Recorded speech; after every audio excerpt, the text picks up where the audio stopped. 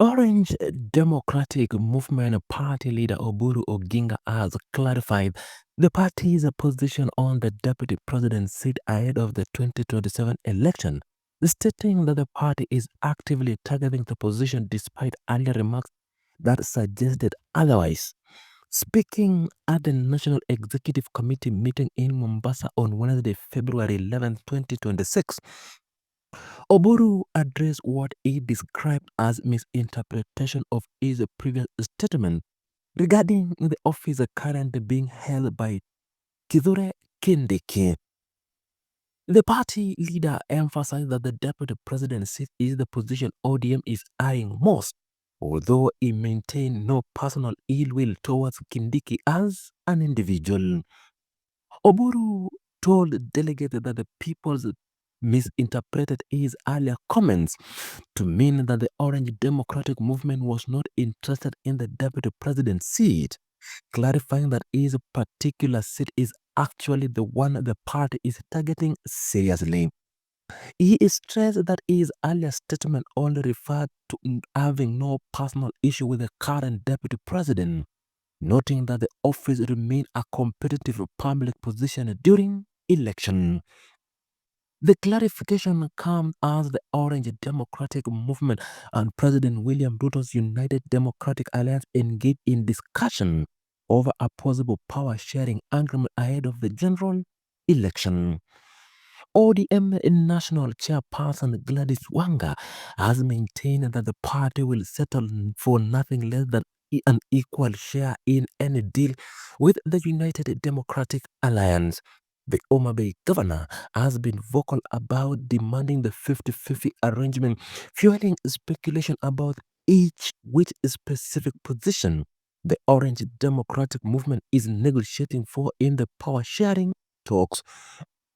A firm stance raised question about the fate of various positions within a government, including the deputy presidency. Oburu remarks appear to represent a shift from his earlier position on the matter.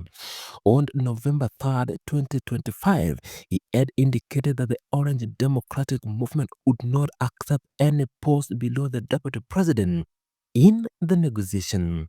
During those earlier statements, the party leader threw a bold red line declaring that the lowest seat ODM would bargain for in 2027 would be the deputy president position, signaling the party's ambition in succession politics. During a fund-issuing event at Kisumu County on February 2026, Oburu reassured Deputy President Kithure Kindiki directly, stating that the party was not going to look for less but urging Kindiki not to think that the ODM wanted his seat or wanted him being removed from his position. The Siaya senator emphasized that Kindiki was their friend, seeking to ease tension amid the intensified pre-election coalition talks between the two major political parties. His comment at that event drew laughter from the crowd as he attempted to balance political ambition with diplomacy courtesy. However, while ruling out personal animosity towards the sitting deputy president, Oburu emphasized that the Orange Democratic Movement may feel or negotiate for a deputy presidential candidate. He stressed that the party and its community must receive their rightful share, stating that as they negotiate, they are going to negotiate what their party and community deserve, and they are going to negotiate fairly without taking anybody's share. The statement revealed the complex political calculation facing the party as it navigates coalition discussion. The political analyst and Kitutu Central Member of Parliament Makale Mbulu described the Orange Democratic Movement demand for 50-50 power sharing agreement as historic justified, given the party's stability role for after joining the government. Molu noted that the success of such demand depends on the party's unity and strength beyond its traditional stronghold in Nyanza and coastal region. The analyst pointed to the political weakness in the party bargaining position. The Orange Democratic Movement has set March 27, 2026 as the date for its National Delegates Convention in Nairobi. In the resolution issued following the National Executive Committee meeting in Mombasa, the party outlined that the convention will bring other together delegates from across the country to ratify key party decisions and chart the strategic direction ahead of the general election. The gathering represents a crucial moment for solidifying party position on contentious issues.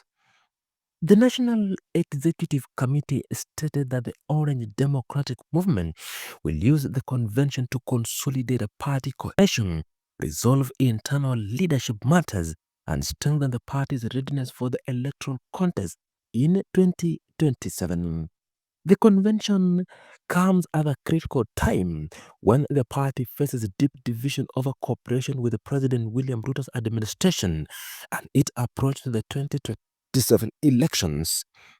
Party leaders hope the gathering will provide a clarity on the organizational direction. The National Delegates Convention will deliberate on the party's strategic direction, ratify key decisions of party organs, and prepare the Orange Democratic Movement for the forthcoming general election.